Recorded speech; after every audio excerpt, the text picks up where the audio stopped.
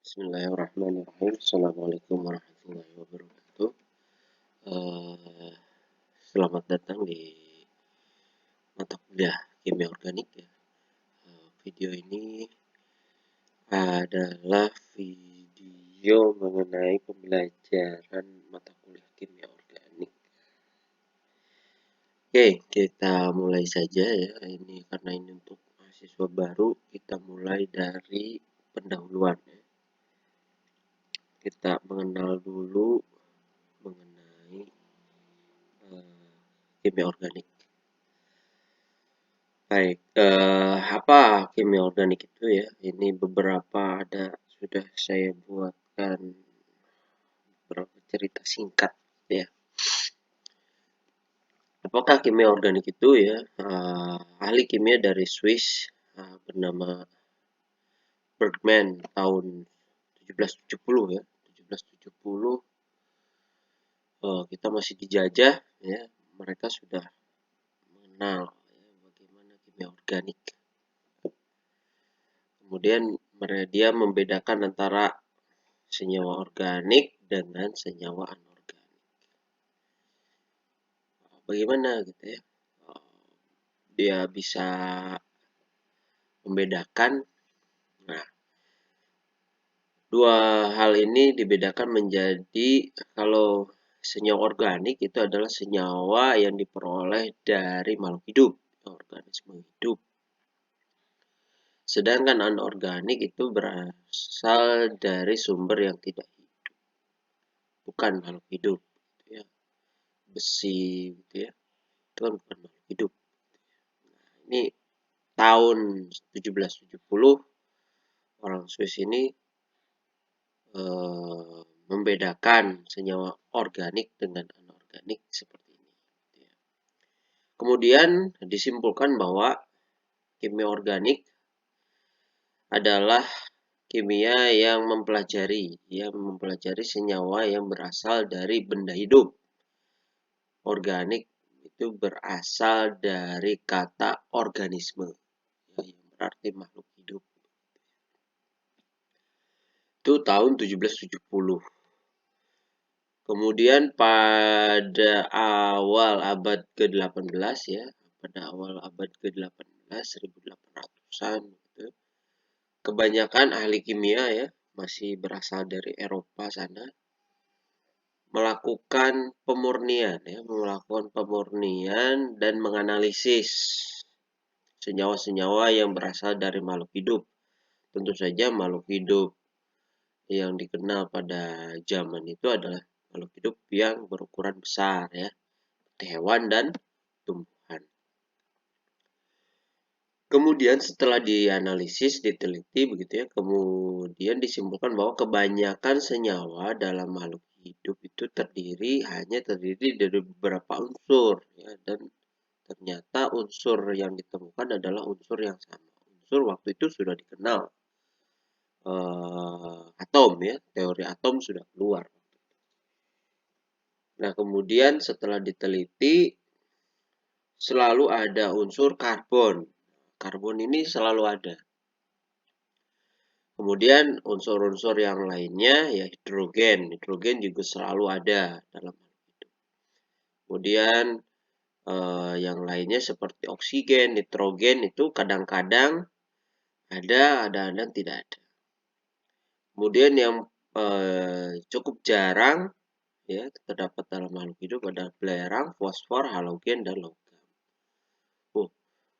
Nah, di sini ternyata logam yang sebelumnya itu disebut sebagai senyawa anorganik, ini ternyata kadang-kadang juga ditemukan dalam makhluk hidup, gitu ya. Sehingga ini meruntuhkan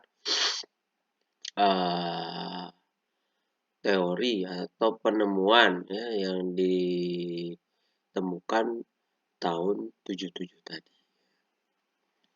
Nah, sehingga berubahlah istilah kimia organik yang tadinya lebih ke hidup, ternyata menjadi lebih luas lagi adalah menjadi lebih sempit lagi, adalah kimia yang mempelajari mengenai senyawa karbon. Kenapa? Karena karbon ini adalah unsur utama ya ditemukan oleh kebanyakan ahli kimia itu ada dalam makhluk hidup. Ini unsur utama. Ya, maka pada saat itu kimia organik disebut juga sebagai kimia karbon. Oke, lanjut. Kemudian tahun 1828 Frederick Wöhler ya, membuktikan bahwa beberapa senyawa organik telah dapat disintesis ya. Kalau sebelumnya kan diisolasi gitu ya, didapatkan dari makhluk hidup. Ternyata senyawa organik juga bisa dibuat gitu ya, bisa disintesis gitu ya, dan tidak lagi berhubungan dengan organisme atau disebut anorganik gitu ya. Nah,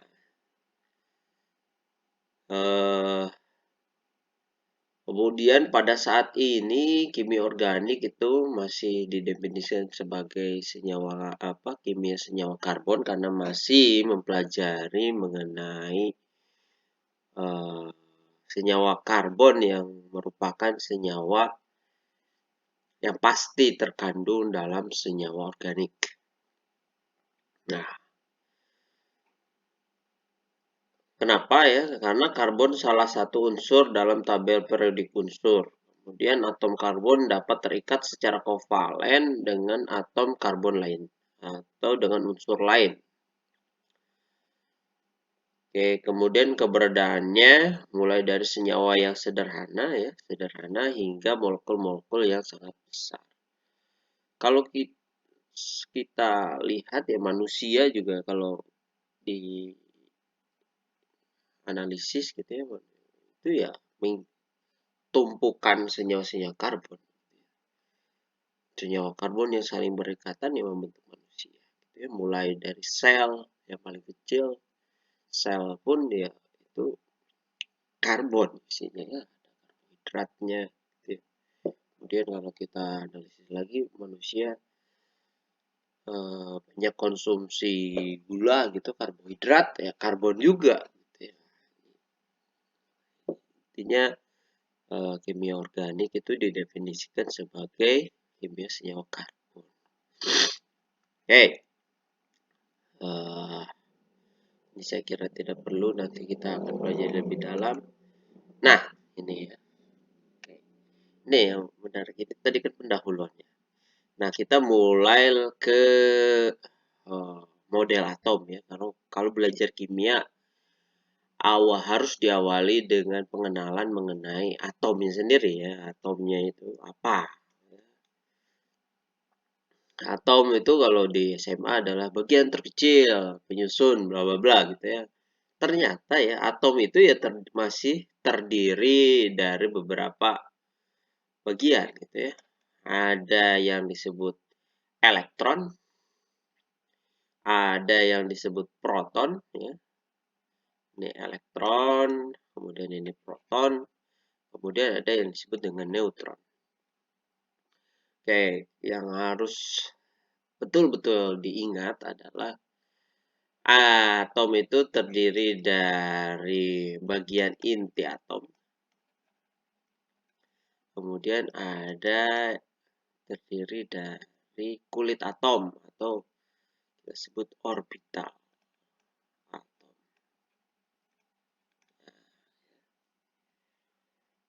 Nah, inti atom ini terdiri dari proton dan neutron. Proton dan neutron itu proton itu bermuatan positif, neutron tidak bermuatan atau disebut netral. Nah, ini harus diingat betul. Adanya di mana? Di inti atom. Benar-benar di core, di intinya, di bagian tengahnya. Dan jangan dibayangkan ini seperti lingkaran gitu ya. Nah, ini harus dibayangkannya seperti sebuah bola. Jadi 3 dimensi ya, kan sulit menggambar 3 dimensi ya. Jadi saya gambarkan seperti ini. Nah, di bagian luarnya, di bagian luar atau sering disebut kulitnya, kalau saya lebih cenderung memahaminya sebagai orbitalnya. Orbitalnya, maka di orbital itu terdapat elektron. Kenapa saya sebut orbital? Karena orbital itu pengertiannya adalah kebolehjadian. Jadian menemukan elektron. Bukan elektron. Nah, kebolehjadian. Jadi, tempat di mana kita bisa menemukan elektron itu disebut orbital. Maka, tempatnya elektron di sini. Elektron, saya lebih senang menyebutnya sebagai orbital. Tapi kulit juga it's okay, no problem. Yang penting kalian paham. Oke, itu ya. Ada inti atom bermuatan positif dan neutral. Itu ada proton dan neutron. Kemudian di bagian luar itu ada elektron. Oke. Itu adalah bagian penyusun dari sebuah atom. Kemudian satu atom dengan atom yang lainnya itu dibedakan berdasarkan jumlah elektron, neutron, dan protonnya. Ya, dibedakan berdasarkan jumlah elektron, neutron, dan proton. Kalau kita menanyakan apa bedanya O dengan C gitu ya. Apa bedanya atom O dengan C? Tentu saja beda jumlah elektron, beda jumlah neutron, beda jumlah protonnya. Ya, jumlah elektronnya pasti berbeda, jumlah neutronnya pasti berbeda, jumlah protonnya pasti berbeda. Nah, inilah yang membedakan satu atom dengan atom yang lainnya. Ini perlu dipahami betul. Nah, oke. Kemudian, karena fokus kita nanti akan ke bagaimana sebuah atom berikatan, ya, maka fokus kita akan lebih ke elektron valensi. Apa sih sebenarnya elektron valensi? Adalah elektron, tentu saja kalian sudah pernah mendengarnya di SMK atau di SMA begitu ya. Elektron valensi adalah elektron yang berada pada bagian kulit atom terluar, gitu ya. Gitu ya. Kulit paling luar dan berperan dalam ikatan, gitu ya. Oke. Nah, untuk mempelajari elektron valensi tentu saja kita harus mengetahui dulu bagaimana konfigurasi dari elektron dari sebuah atom. Ya. Bagaimana letaknya si elektron itu ya pada atom. Itu tentu saja tidak asal diletakkan, tetapi ini mengikuti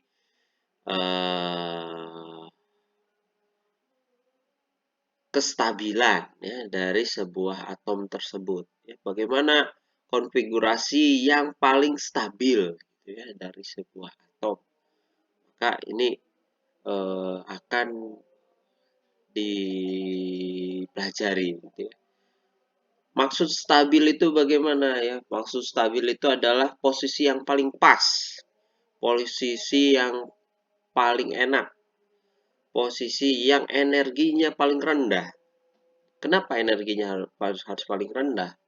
Karena kalau energinya tinggi maka dia tidak stabil. Tidak stabil itu artinya mudah rusak, mudah bereaksi. Gitu ya. Tentu saja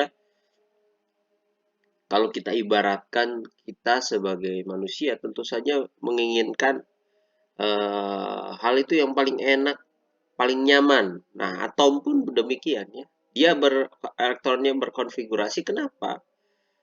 Karena tentu saja si atom itu menginginkan posisi yang paling nyaman, posisi yang paling enak. Nah, dia harus mengatur keberadaan dari elektron-elektronnya. Sehingga kita pelajari itu dengan istilah konfigurasi elektron.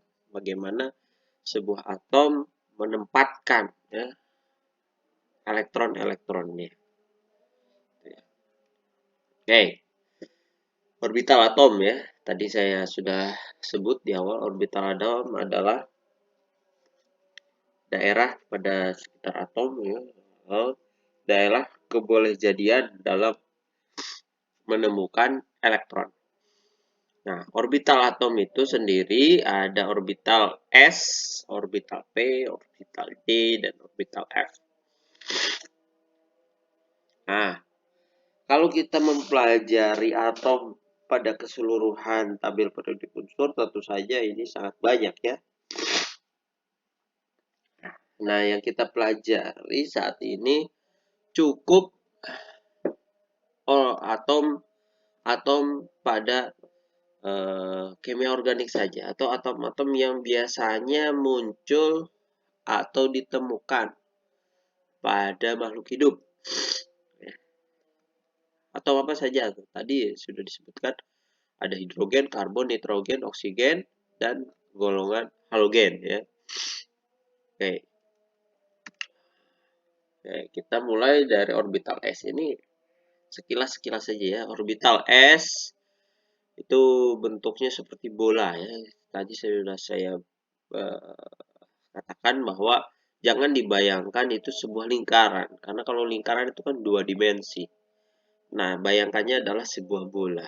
Bola itu 3 dimensi, ada sumbu X, sumbu Y, sumbu Z gitu ya. Seperti bola. Nah, orbital S itu bentuknya seperti bola, maka permukaan dari sebuah bola tersebut atau bagian dalam dari bola tersebut adalah orbitalnya atau tempat ya, sekali lagi tempat di mana kita bisa menemukan elektron pada orbital tersebut. Bagian dalamnya, bagian kulitnya, nah, itu adalah tempat di mana kita bisa menemukan elektronnya. Nah, kemudian si Pauli itu orang orang kimiawan ya, dia mengatakan bahwa menemukan sebuah teori bahwa sebuah orbital tentu saja ada kapasitas dari elektronnya ya, tergantung dari jenis orbitalnya. Nah, dikatakan bahwa orbital S itu maksimal terisi oleh sepasang elektron. Sepasang itu berarti satu pasang. Satu pasang itu berarti hanya ada 2 elektron. Nah, 2 elektron itu pun memiliki perputaran yang berbeda. Ya, kalau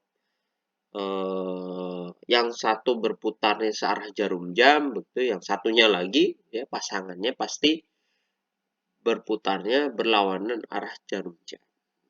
Ya. Itu orbital S. Kemudian ada yang kedua, itu orbital P. Ya. Bentuknya seperti bola terpilih.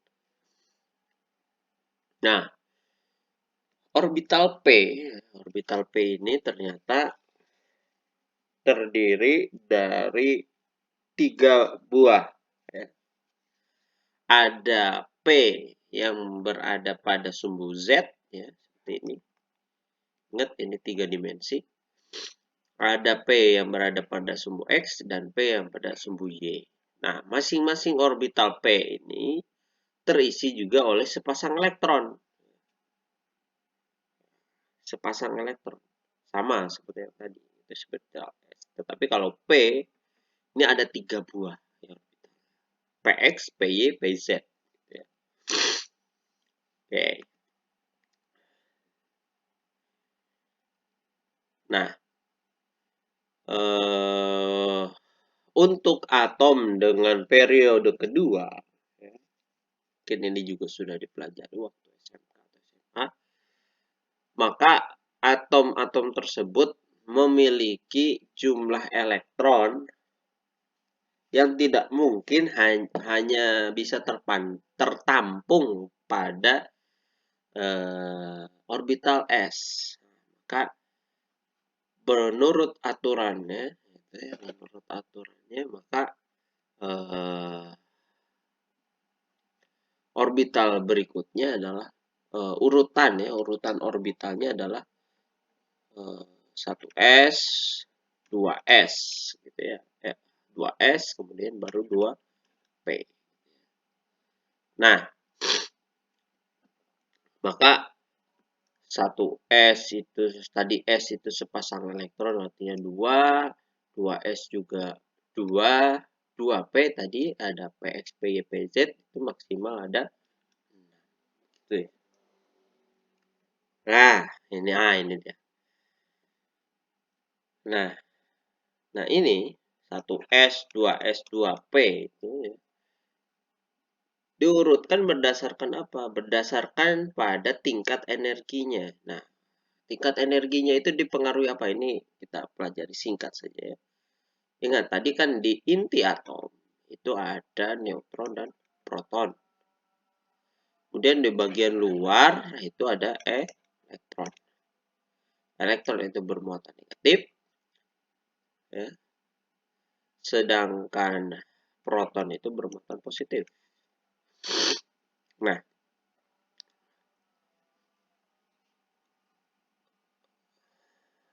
orbital S itu berada paling dekat dengan inti atom. Maka elektron itu berdekatan dengan proton.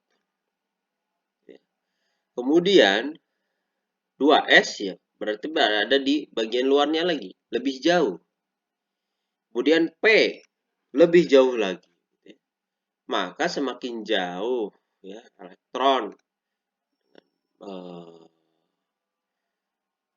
protonnya dengan inti atomnya, dia memiliki tingkatan energi yang lebih tinggi. Nah, ini urutan energinya. Tuh. Itu ya. Maka 1s, 2s, 2p gitu ya. Urutannya selalu seperti itu.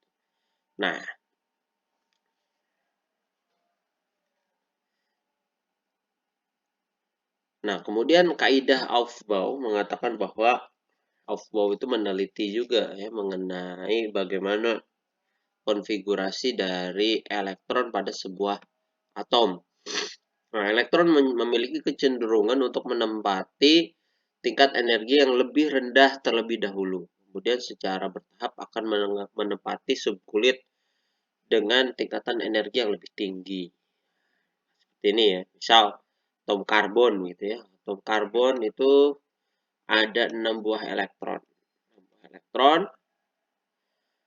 Kemudian bagaimana konfigurasinya? Konfigurasinya ingat dilihat dari energi yang lebih rendah. Maka 2 elektron atau sepasang elektron pada energi yang paling rendah itu 1s. Kemudian sepasang elektron lagi di 2s. Kemudian ini kan baru 4 gitu ya, ada 6. Maka yang berikutnya kita harus ingat aturan Hund. Pengisian elektron pada orbital yang memiliki tingkat energi yang sama itu tidak akan berpasangan sebelum seluruh orbital terisi. Tadi kan P itu ada Px, Py, Pz. Nah, ini kan bentuknya kan sama. Bentuknya yang sama pada posisi yang hanya berbeda sumbunya. Bentuknya sama, ukurannya sama. Karena posisinya berbeda, Px, Py, dan Pz, ya, sumbunya berbeda, tetapi bentuknya sama, maka jarak ya, jarak antara orbital dengan inti atom pun sama tetap. Bedanya begini ya, bisa inti atom begitu ya. Ini sumbu X, sumbu Y, sumbu Z gitu ya. Jaraknya di sini dengan di sini itu sama. Jaraknya sama, maka energinya itu sebenarnya sama. Jarak ke inti atomnya kan sama. Maka si Hund mengatakan bahwa dia tidak akan berpasangan sebelum orbitalnya terisi penuh. Ini terisi 1 terlebih dahulu, katakan ini Px gitu, kemudian Py dulu. Nah, karena elektronnya hanya ada 6 gitu ya, maka yang terisi hanya 2 di sumbu P. Nah, ini pertanyaan yang sering muncul ya. Pak, bagaimana apabila yang terisi nggak X dulu tapi Y dulu atau Z dulu? Silahkan, karena ini energinya sama ya. Mau Y dulu mau Z dulu silahkan saja. Yang betul pokoknya ketika elektronnya hanya ada 6, maka di sini slotnya hanya ada 2 elektron. Yang terisi mau PY1, PZ1 boleh, PX1 dan PZ1 boleh. Yang tidak boleh adalah di PX langsung sepasang itu, nah itu tidak boleh. Itu ya. Tuh. Kemudian, nah ini ya. Kalau kita lihat dari konfigurasi elektron, 2s dan 2p seperti ini. Kalau kita lihat seperti ini, 2s ini kan sudah berpasangan, ini sepasang gitu ya. Sedangkan 2p dan 2p itu ya px dan py itu katakan begitu, px dan py ini belum berpasangan.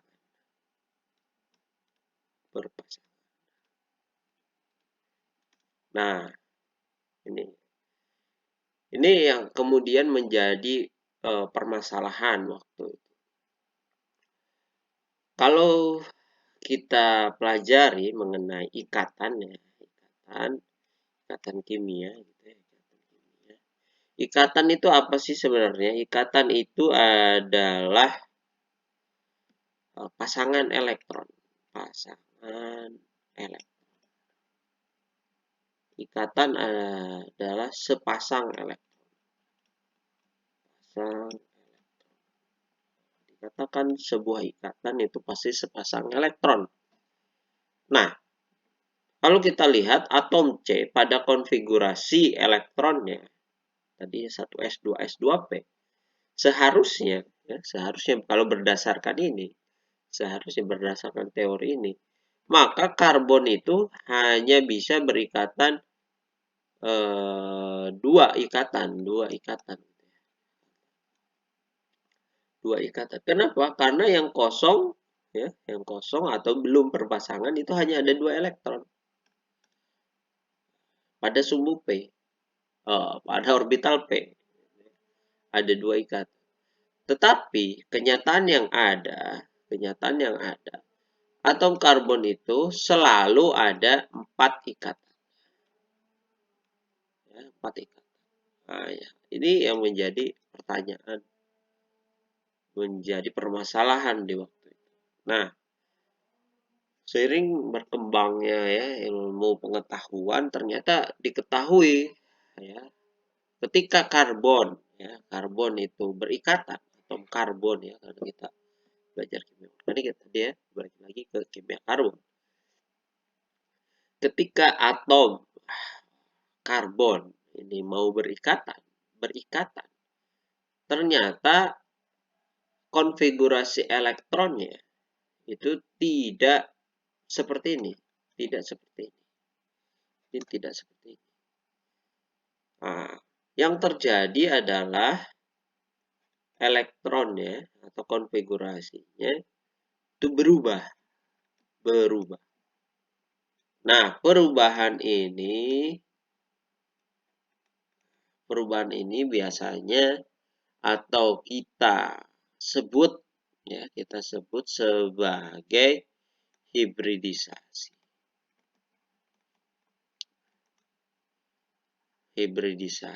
Orbital.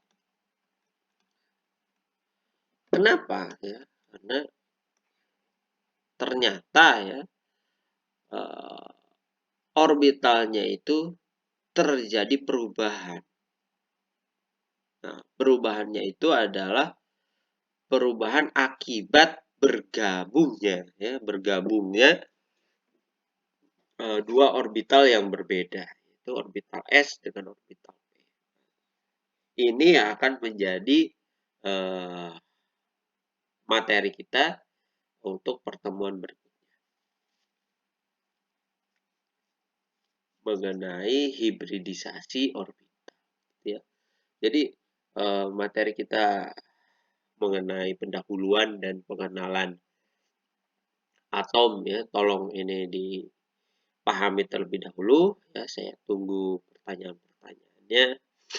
Jangan lupa like, komen, dan subscribe channel YouTube saya. Kemudian pertanyaannya boleh ada di kolom komentar, boleh juga ada di adlink ya. Silahkan Anda untuk bertanya atau memberikan masukan-masukan, atau Anda baca buku-buku yang lain kemudian ada yang saya terlewat ya, silahkan Anda berikan masukan gitu ya, supaya pengetahuan kita menjadi lebih luas lagi. Kemudian setelah ini ada kuis ya, tolong nanti dikerjakan kuisnya. Jangan lupa untuk selalu berusaha untuk menjadi yang lebih baik. Begitu, saya kira untuk pertemuan kita hari ini. Sampai bertemu di pertemuan kedua mengenai hibridisasi ya, hibridisasi. Oke, assalamualaikum warahmatullahi wabarakatuh.